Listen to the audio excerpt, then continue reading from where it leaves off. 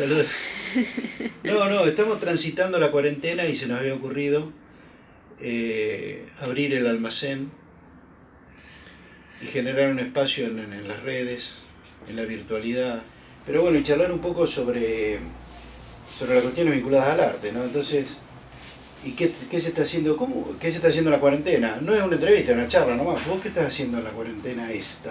Yo soy Felipe. Sí, Hola. estoy acá con Felipe. Que es, Y él es Diego. Yo soy Diego, claro, del almacén de teatro, pero vos sos licenciado en arte, ¿no? Sí. Claro. Esta cuarentena, ¿qué estuviste haciendo? ¿Yo? Esta cuarentena. No es que te estoy entrevistando, pero ¿cómo la estás pasando, no? Y es un buen momento para no hacer nada o hacer lo que venías relegando por el tema del trabajo. Pero ahora lo que estaba haciendo era principalmente dibujar y diseñar cosas. Como para pensar, bueno, pasada la cuarentena, se puede hacer publicaciones alrededor de lo que estuve produciendo acá, o se pueden hacer diseños para, qué sé yo, hacer remeras, esas cosas. Claro. Aparte de otros trabajos, encargos de ilustración y eso. Tampoco mucho más no se puede hacer.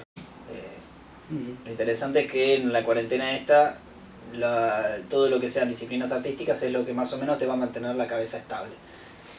Disciplinas artísticas y disciplinas físicas. Eso es lo interesante de la cuarentena también. ¿Vos qué estás haciendo en esta cuarentena? Yo tomando un mate ahora. No, tratando No, está bueno lo que decís, ¿no? Porque lo que te mantiene más o menos es las disciplinas artísticas y en esta cuarentena siempre. Y por ejemplo, qué sé yo, mirar una serie en Netflix es básicamente estar consumiendo material artístico o de producción de industria cultural, por ejemplo. Entonces, como bueno, ¿qué es lo que te entretiene? ¿Qué es lo que te mantiene en el eje? Dentro de como buscando cierta normalidad en una situación anormal. Y te miras una película, te ves un recital, no sé, tomás un curso online de algo, que en general siempre son disciplinas que no son disciplinas duras, siempre son disciplinas artísticas o disciplinas sociológicas, o de filosofía. Poner, no sé, una charla de, qué sé yo, como esta charla, ¿cómo es la de que va a estar Barba? Eugenio Barba. Claro, estas charlas de la Universidad del Teatro de no sé qué cosa de Europa, entonces van a ser como unas charlas gratuitas sobre distintos temas del teatro. A través de la UNOVA Cultura, la UNOVA es la Universidad del Noroeste bonaerense, y hay una serie de charlas. Bueno, hoy hay una charla casualmente con Carlos Rothenberg, a partir de las 19 horas. Carlos Rothenberg, un productor. Claro, ¿productor de qué teatro? De teatro, es un productor de teatro, tiene varios teatros, tiene el Tabarís, creo, el Multiteatro. Bueno, un tipo que viene trabajando en el teatro comercial, pero también es alguien que tiene una mirada muy certera, creo yo, vinculada a toda la producción teatral. Interesante, creo que va a ser interesante, pero claro, sí, es verdad, el arte es como que en estos momentos se hacen cada vez más necesarios, sí. Digo yo, se hacen necesarios porque por lo menos el teatro indaga sobre la condición humana, entonces bueno, te sirve para eso, verte una película, una obra. Bueno, el cine también indaga en parte sobre la condición humana. Pero bueno, ¿vos estuviste viendo cine? ¿Algo? Y estoy viendo bastante, porque había muchas, viste, cuando yo me bajé un montón de películas por torrent, que eso está mal, es ilegal, pero yo lo hice igual porque no tengo plata. Yo la voy a ir en cana, porque esto se va... Sí, bueno, que me vaya. ¿Qué es torrent? ¿Un sitio? No, torrent es un formato de... los torrents son un formato de intercambio de archivos, sería. Vos a través de un programa, que hay distintos tipos de programas para poder desarrollar los torrents, lo que hacen es generar, vos te bajás un torrent de una película, no sé, yo me bajé la película en Centinela del 77, que actuaba Garner, actúa Jeff Goldblum, un par así de actores. Y la onda del torrent es que vos te bajás con poner el archivo del torrent, ponerle de esta película, el Centinela del 77. Entonces vos a través del programa lo que hace es generar un enlace en contacto con otras personas en internet que también tienen conectado el programa y tienen ese mismo archivo. Entonces lo que va haciendo es enlazando con varias computadoras, entonces entre cuantas más computadoras haya, más rápido es que vos podés descargar ese material. Entonces como una conexión directa con otras computadoras, sin ser un nexo directo. Mirá vos. Es un sistema que se usa mucho para el intercambio de información de todo tipo, aparte de películas. Y es algo que durante muchos años, desde los capos, de los popes del copyright y de la industria cultural yankee quisieron bajar, al igual que la europea, y nunca pudieron bajar. Es como una de las armas de la distribución libre de información y de contenido cultural. Una suerte de resistencia. Algo así.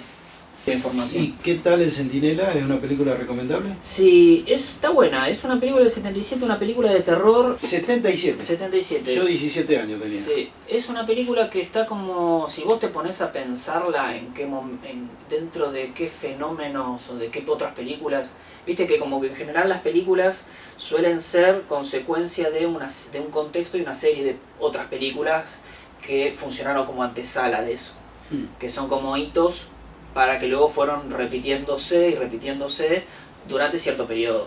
Como las películas de cowboy, ponele, de los yankees, o los western spaghetti en Italia. Me crié viendo western. Bueno, o las parodias o las películas bíblicas, ponele las superproducciones de Hollywood de los 50. Esta película es como que agarra la tradición del Bebé de Rosemary y del Exorcista y desarrolla lo que es brujería y satanismo desde esa mirada estadounidense. Los ingleses, hicieron muchas películas de brujería a través de los estudios Hammer, pero siempre, que está bueno, pero siempre producían, las cosas que las producían, era como muy localista, era horror gótico, tipo folclórico, onda en el lugar, no sé, en el medio de la campiña inglesa, eran películas de época. Esto lo que tiene interesante es que son películas muy urbanas. Transcurre, El Centinela transcurre en Nueva York, en una parte vieja de Nueva York, y hay una serie de situaciones de misterio extrañas que terminan derivando en brujería y satanismo y cosas así. Y es como una especie de Bebé de Rosemary, pero sin un embarazo por parte de Satán, algo así. Está buena. La vi, el Bebé de Rosemary la vi. Película que sí la vi en Lincoln, en el cine teatro Portapía.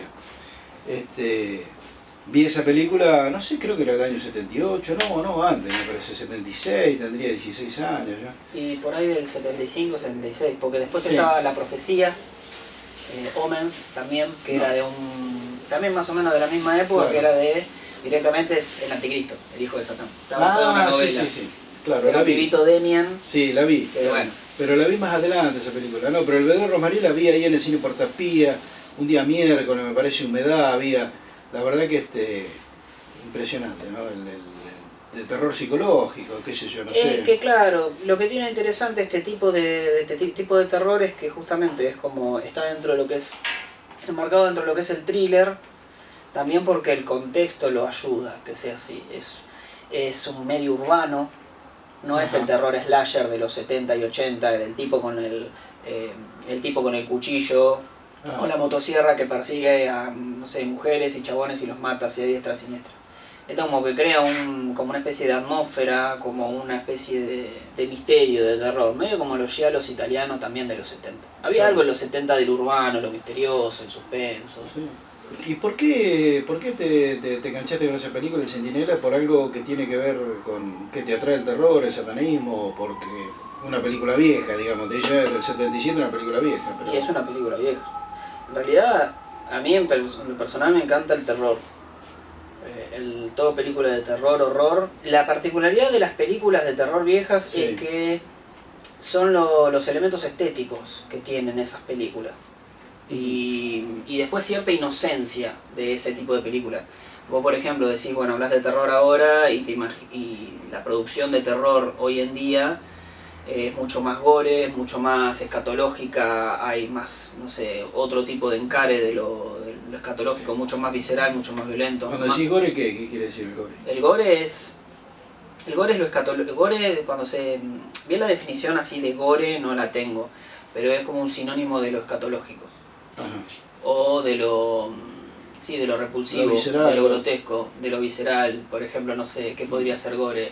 El Chinchulín. matadero de Echeverría es gore, Claro. por ejemplo. Sí, sí, despanzurrar a un chancho y Sí, llegar hasta las últimas consecuencias de sus vísceras sería gore. y es gore. Y esto del gore aparece en el cine de Y en el cine de terror, terror. realmente. Había la Wizard of Gore, directamente el mago del gore, que era justamente de un mago que hacía ese truco de cortar a la mitad el coso, bueno, solo que engañaba a la gente, Cortando le hipnotizaba al espectador y como que todo el mundo pensaba que lo había cortado y había salido bien, pero en realidad lo había cortado a la mitad y lo había cagado matando. Del 70. Es como una primera película de slasher. Andás ahí en el 70, 77, claro, toda la... Es medio, ¿viste lo que es el cine clase B? Sí, Bueno, viene por ese lado. lo berreta, digamos. No es berreta. Es clase B, sería como la segunda categoría. No es algo que sea berreta. También depende a qué llamas berreta. Y en el arte no Porque- existe esto del arte, de la alta cultura y la baja cultura, o el arte... Y eso depende de quién es el dueño de la cultura. También. Quién es el Juan Carlos Arte que te diga que es el alto y el bajo arte. Claro, por supuesto. No, lo digo porque pasa en todos los niveles en el arte. En el teatro pasa lo mismo, es decir, bueno, la comedia del arte era, bueno, cosa de payaso, qué sé yo. Entonces, o el teatro de payasos. Bueno, en fin, siempre está esta tensión, creo yo, entre la alta y la baja cultura. Nos quieren hacer creer que hay una alta cultura y una baja cultura, como si la cultura, cuando digo cultura digo arte, ¿no? O manifestaciones artísticas. Bueno, entonces vos, terror, entonces, claro, acompañaste un poco, ¿viste la película Contagio? No, estoy pensando, plena cuarentena, algo de terror. Me vi algo parecido de George Romero, que el padre del género del zombie, tradicional del zombie que nosotros conocemos. Es el director de la película La Noche de los Muertos Vivos. Me vi una película, no la vi Contagio, ya sé cuál decís, que es coreana, que era de hace poquito. No, ese es Parásito. No, Contagio. Contagio no, una película estadounidense que anticipa un poco lo que está sucediendo mira. ahora. Contagio, del 2011 es una película. Claro, no, yo me confundí con Pero otra. es espeluznante de verla, ¿eh? Porque, ¿sabe por qué? Porque las imágenes, vela esa, pone Contagio, está creo. Las imágenes que hay en Contagio es lo que está pasando ahora. Cancha de básquet transformadas en hospitales de campaña. En hospitales de campaña, lo que está pasando ahora. ¿Y esto? Muy rara la de... Mira, a partir de la amenaza de la Guerra Fría, la amenaza rusa, la amenaza roja, la guerra de Vietnam, salieron cantidad de películas de guerra bacteriológica. Cantidad de películas. Yo había visto una que se llama Los Locos, de Crazy, que es del 73 creo, de George Romero. En esta película es así concreta, así bien aparte, bien de época, porque hay una conspiración de por medio por parte del ejército estadounidense, que el ejército estadounidense durante los 60 y 70 desarrolló un montón de estudios sobre las cuestiones paranormales, armas bacteriológicas, todo para enfrentar al fantasma del comunismo. Esta es una película donde hay un avión que está transportando en Estados Unidos hay un avión que está transportando un arma bacteriológica. La arma bacteriológica que ¿cómo era que le decían? Tenía un nombre como Jinx, ponele, algo así era. Trixie, ahí está, ese nombre le habían puesto. La cuestión es que esta arma bacteriológica venía en un avión, el avión cae a un lago, se disemina en ese lago, y ese lago alimenta el agua de un pueblo. Bueno, ¿qué es lo que pasa? La película arranca con un padre matando a toda su familia y prendiendo fuego a la casa. Así arranca la película, el tipo como una situación de locura, quiere matar a sus pibes, pero mata a su mujer, no logra matar a sus pibes, pero mata a su mujer, prende fuego a la casa, bueno, tiene una escena así como hiper trágica. Esto transcurre como si te dijera un pueblo, qué sé yo, General Pinto, Germania, un pueblo chico, alguna cosa así, no viste, una gran ciudad, es algo así bien... Sí, bien pueblito claro, rural. Que vos ponele, claro, pueblito rural, que vos, no sé, tenés el alcalde, el intendente está comprando en el supermercado al igual que la maestra, o sea, ese tipo de pueblo.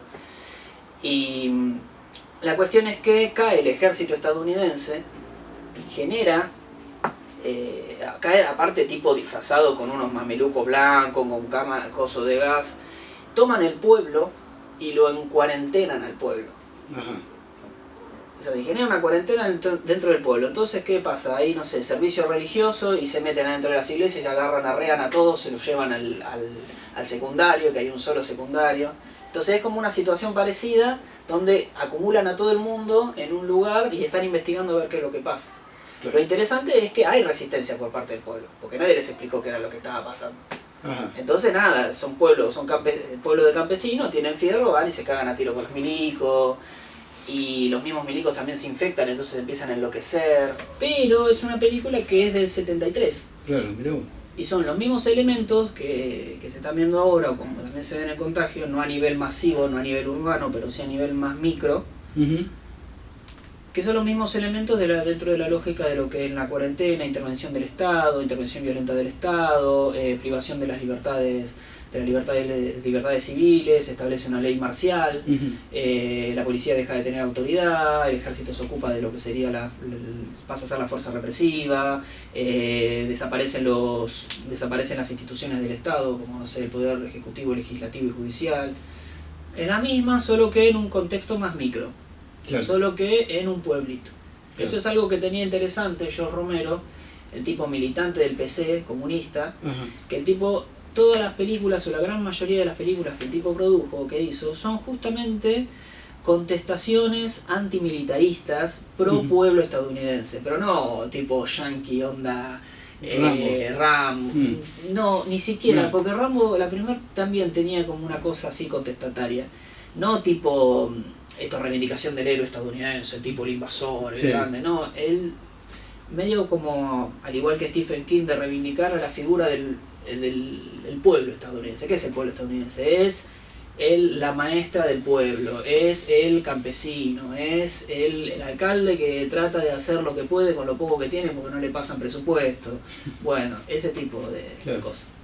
Entonces, como una película antimilitarista, y también como respuesta al militarismo estadounidense post-Vietnam, está buenísimo. Ajá.